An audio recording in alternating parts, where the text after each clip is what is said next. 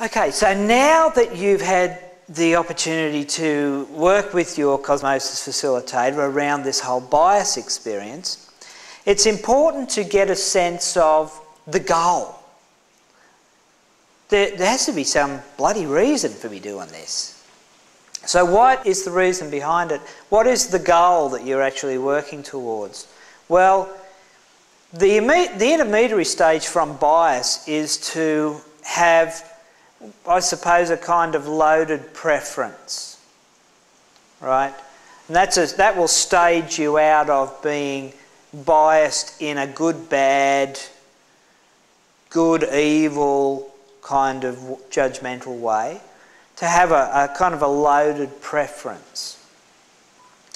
So you have a strongly held preference, and that preference is something that you consider to be better than everything else. You see how that's less judgmental than deciding whether or not something's good or bad, which is being judge and jury, really, and involves some illusion almost of some kind of godlike quality where you can sit in judgment on creation and the choices of others who are involved in co-creating here with us. So the intermediary, very affectionate fly, thank you, just buzz off. The intermediate stage is kind of a loaded bias where you look at everything as being better than. And then you move from, rather than being judged as good or bad, and then you move into, from that everything's better, into a stage where everything's simply different. Not better or worse, but different.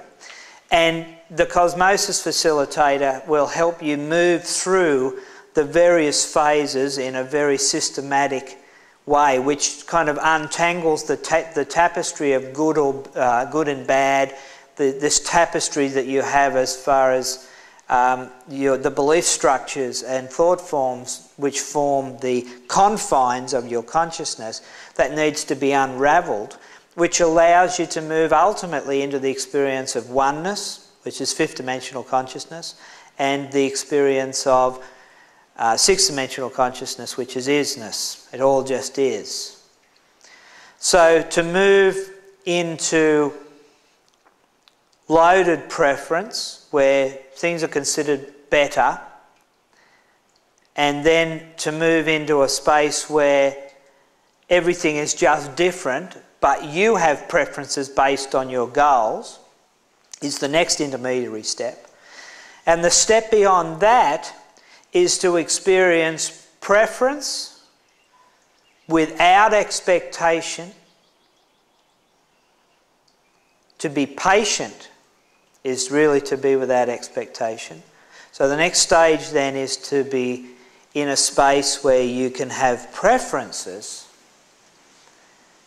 but there's no judgment associated with that. So you have a preference, but no expectation and no attachment to outcome.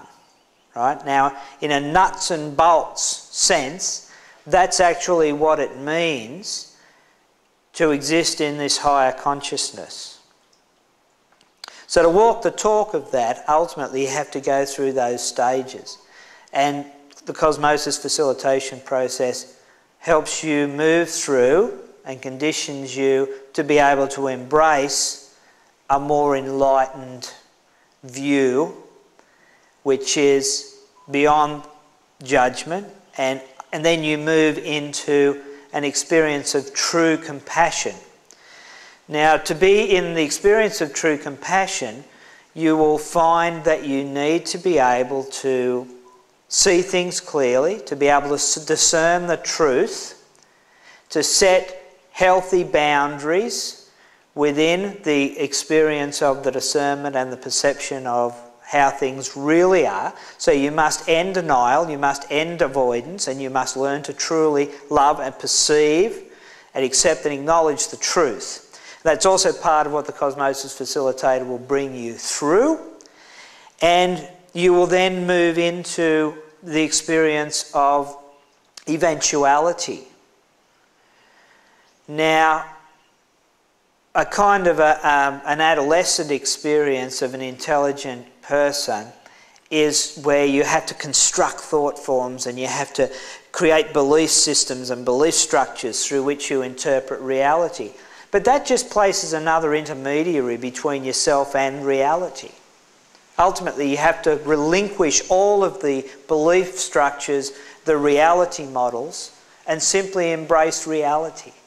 Simply embrace the truth with no models of reality through which you interpret and use as lenses. So instead of building constructs madly with the mind, you learn to perceive and to sense that which is real. And then you move beyond that experience and you enter into an experience of being and existing within the flow of consciousness.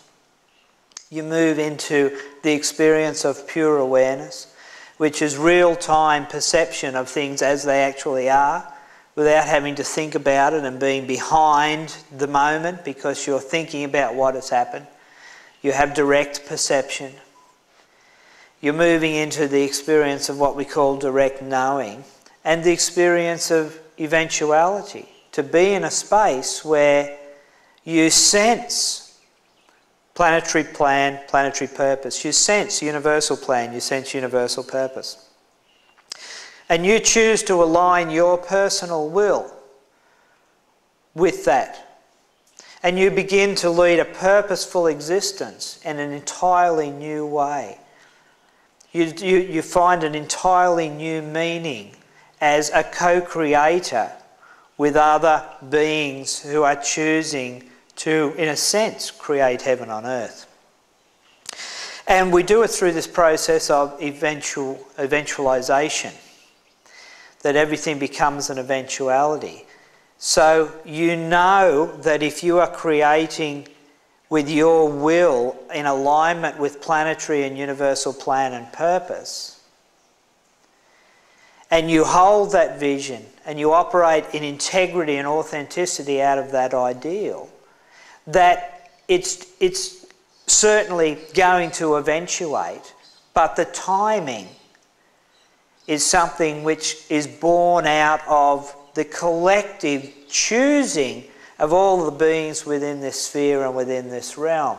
So you're not trying to impose your will, but you are certainly aligning your will with plan and purpose, and those intelligences which are ordering civilization and evolution here, to trend evolution in a way towards the development of the sacred qualities such as compassion, such as unconditional love, gratitude, appreciation, tolerance, all of these things. We know it's going to eventuate. That's completely beyond doubt. You move into a space which is devoid of doubt, completely beyond doubt. You know it's inevitable. You know it's going to eventuate. And that is something which is beyond doubt, beyond the need for belief. You simply know.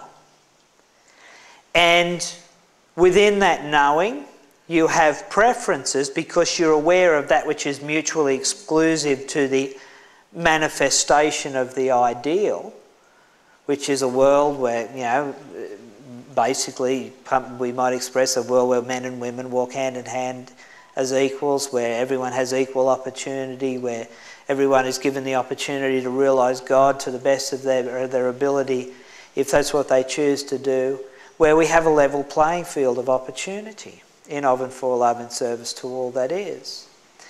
And as we work towards that ideal and know it's going to eventuate, we allow the collective choosing of all who are here to determine the timing, but we hold an ideal, almost an evolutionary ideal, and we personify that ideal as though it is already manifested, as though it is already here. We do not impose it on anyone else, but we do our very best to live the ideal now as present sensed. Once again, in, of and for love, in service to all that is, which really just means in a wise way. And we know it's going to eventuate. We know it's going to occur. The timing is determined by the collective choosing. And we exist in a state of preference, without expectation, in compassion, in patience, without an attachment to outcome.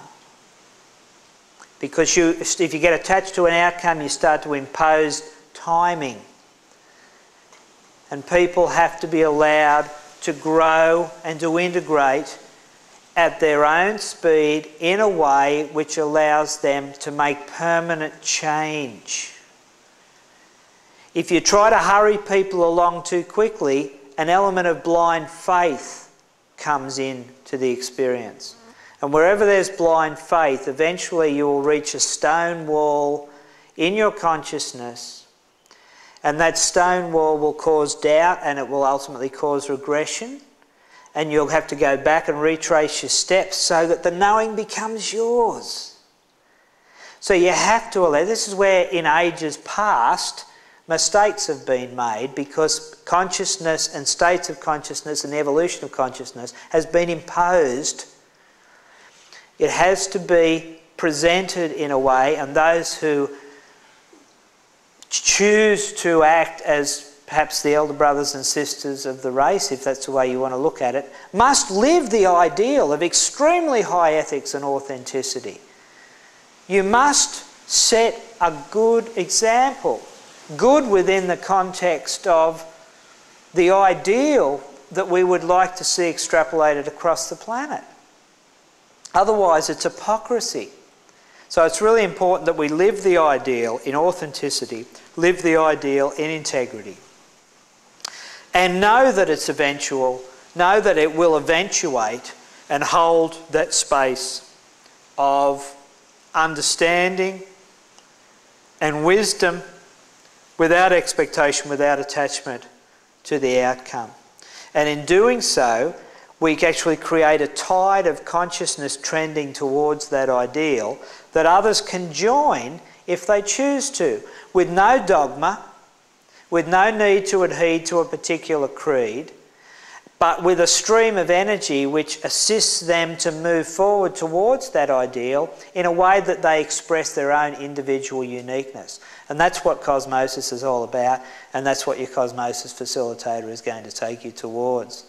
So enjoy the journey. Those of you who are really looking towards being given answers rather than discovering those answers within yourself, you're probably in the wrong place, because you will be encouraged and taught new ways of coming to an understanding and affecting your own investigation of your own cosmic roots and your own journey through eternity, but you won't be given any predefined creed to adhere to. You must come to your own understanding of your own uniqueness, and through a process of review of the past, you will come to an understanding of how you can move forward in a way which assists creation to manifest its ideal.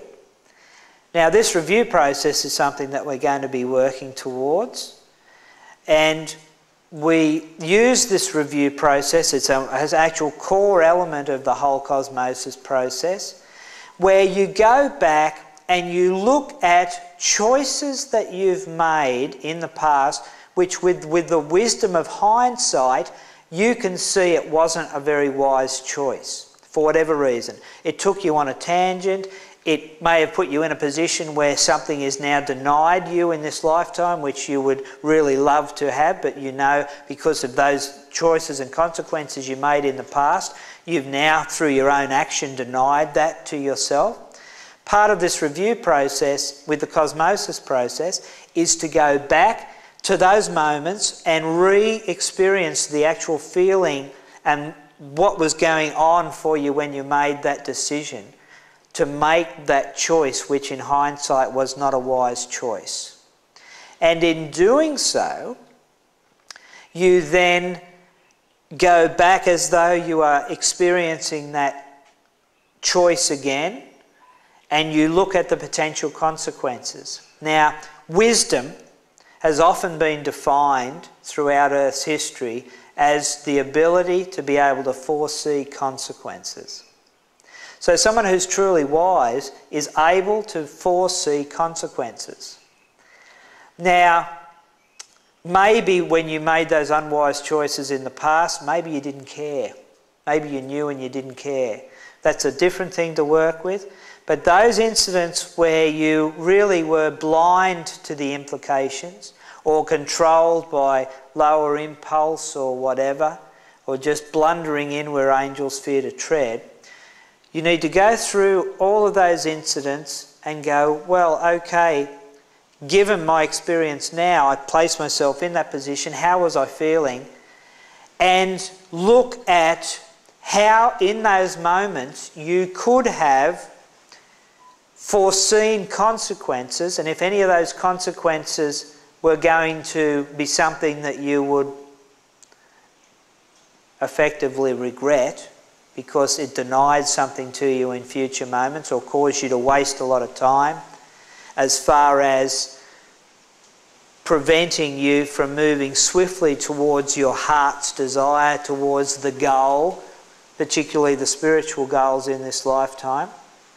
We go back into that place and we go, okay, with the wisdom of hindsight, I put myself in a position where I look at that choice that I had and how I could have chosen differently and how that potentially would have created different consequences, how I could have integrated that learning in a different way, and then you impregnate that wisdom in that moment, and that wisdom then flows forward into this particular time space. What does that do? It makes sure you're not going to repeat the mistakes of the past. Now that's an important part of the process also, and your Cosmosis facilitator will be taking you through that process as well. Now, some of that will be in this lifetime, some of it will be significant unwise choices that you've made in the last few thousand years, because we need to dissipate all of that energy, because you don't want to be accelerating your energy system and moving into high-level spiritual leadership with these unresolved lessons going to be presenting, because the potential consequences become larger. So part of the Cosmosis process is to go through and to impregnate wisdom into the choice, the unwise choice experiences that we've made, so that we set up almost a parallel experience of consciousness which brings that wisdom of hindsight back into a closed loop experience, as though you did actually make a wise choice in that moment. And then in this moment you find all of that wisdom is available to you, and then when the inevitable repeat experience happens in the future, you go, oh, this is so obviously an opportunity like that other choice that I made, which wasn't wise, but here in this moment it's so obvious what the wise choice is. Because moving into spiritual leadership also involves removing your Achilles heels. And those unresolved lessons from the unwise choices are what the Achilles heels are. So your Cosmosis facilitator is also going to take you through that process, and in the Cosmosis intensive events there's a lot of that experience of removing those Achilles heels. How does what the two of you say sort of pairs up? Because what Linda was saying this morning was that you're basically, when something comes up, you're looking forward. When something comes up, you feel into that, you run the Cosmosis process over it, and you're talking about going back into biases or whatever we have, which is in a sense, is that looking backwards, or am I missing Sure, yeah. So there's a danger of recreating things when you do that. To review but not reclaim, certainly. That's why it's really important that the Cosmosis facilitator takes people through in a really systematic way to ensure that when they do this review process and remove those potential Achilles heels, that they don't reclaim the past. There's always the potential to reclaim, but it's certain that if you don't go back and review that and run the Cosmosis process over those events and implement wisdom where unwise choices were affected, you'll guarantee that you will have an unconscious moment in the future where you'll be faced with the same choice. Going and reviewing this without reclaiming it, running the Cosmosis process, though, doesn't mean that that future moment is not going to occur. It will, but instead of being unconscious, it will be conscious. And that gives you an opportunity of effecting permanent course change. Then it's really straightening out the karmic impulses and the karmic force vectors which are propelling you. Because when we make those unwise choices, really what that's doing is setting us up in a direction which we now realise is not aligned with the goals that we presently have. In that moment it made perfect sense, but it was setting up a force vector karmically which was moving us in a different direction. Now we have to bring all of those vectors back into alignment with towards the ideal that we now aspire towards.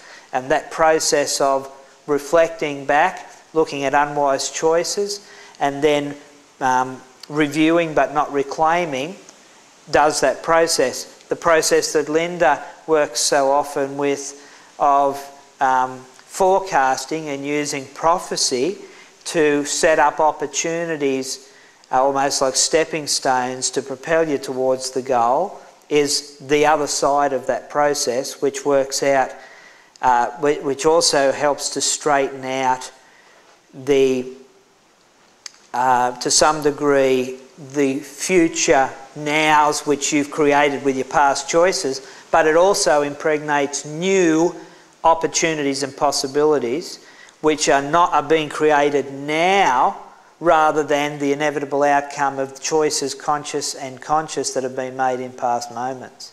So it's all tied in together. It's a manifold process and it's all important. All of this still being processed from the here and now in the present. It's not like you're really going back and doing it, because it's been said often that you can only feel and transmit what's here now. Certainly, when you do the review process, it's very important that you stay in the here and now. But what you're doing is going back to the moment where you made the unwise choice and bringing the consciousness of that moment into the here and now, and then setting up, that sets up a new timeline then. So instead of the force vector from the moment of previous choice to the now being a force vector based on unwiseness, it's now based on unwiseness and wiseness. And in the synthesis of that, you actually, when you start to do this habitually, in your meditations, you start to feel all this new awareness coming from behind you as the time continuum's running through you. You start to feel this new consciousness coming through as though you made a manifold of different choices. This process of changing your own destiny is beautifully expressed in a fictional basis in Richard Bach's book One. It's compulsory reading for anyone who's going through this whole process, because the way he explains the process is fascinating. So this is something that, you know, many people stumble on the need to do this in their own journey, and you'll find that anyone who has genuinely reached a high level of ongoing leadership in the spiritual community, anyone who's truly in the vanguard of leadership, has gone through and affected this process.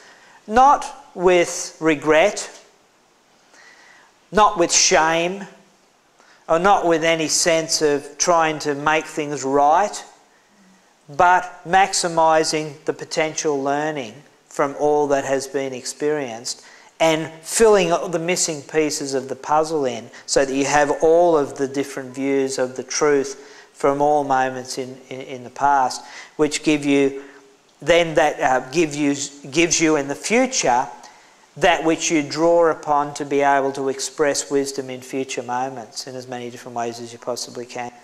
Could you give clarity on reviewing but not reclaiming? What would be the pitfall? Like, what's reclaiming?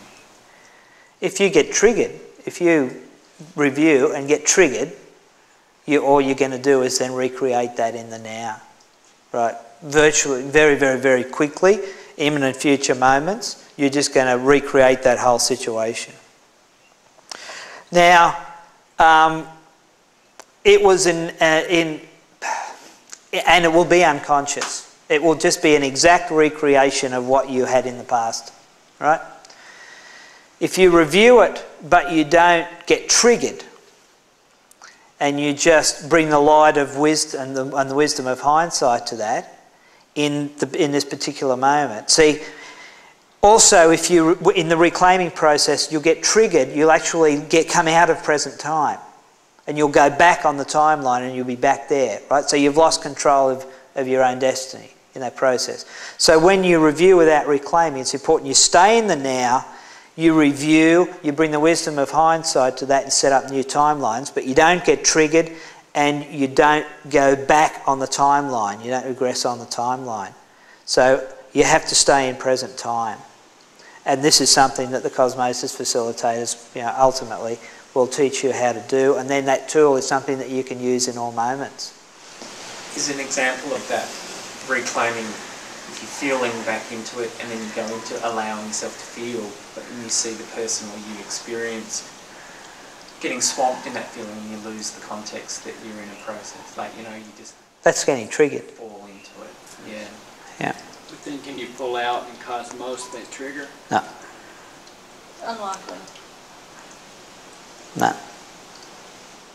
No. This is an entirely different process to getting triggered and running Cosmosis in present time.